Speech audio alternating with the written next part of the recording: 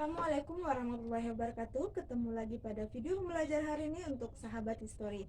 Nah, bagaimana keadaan kalian? Semoga kalian dalam keadaan sehat walafiat. Nah, untuk video pembelajaran kali ini, Ibu akan membahas tentang kehidupan bangsa Indonesia pada masa demokrasi liberal. Nah, untuk video kali ini kita akan membahas dua submateri.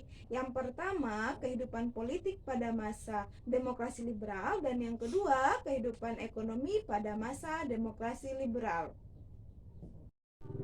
Pada perkembangan politik Indonesia pada masa demokrasi liberal dimulai sejak tanggal 17 Agustus 1950, yang mana Republik Indonesia Serikat secara resmi dibubarkan dan Indonesia menjadi negara kesatuan Republik Indonesia.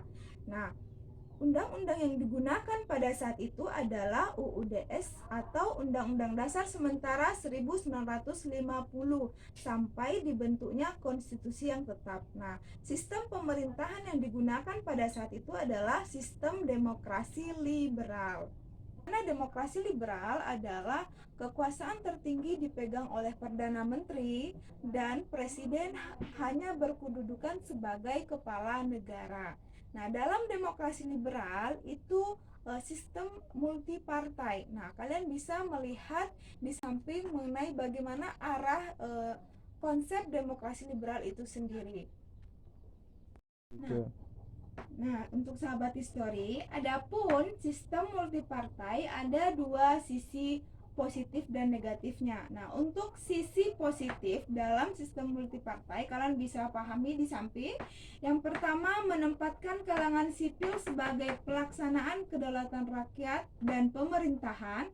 Yang kedua, mencegah kekuasaan presiden yang terlalu besar karena wewenang pemerintah dipegang oleh partai yang berkuasa. Dan yang ketiga, menghidupkan suasana demokratis di Indonesia karena setiap warga berhak berpartisipasi dalam politik, antara lain mengkritik pemerintah, menyampaikan pendapat, dan mendirikan partai politik.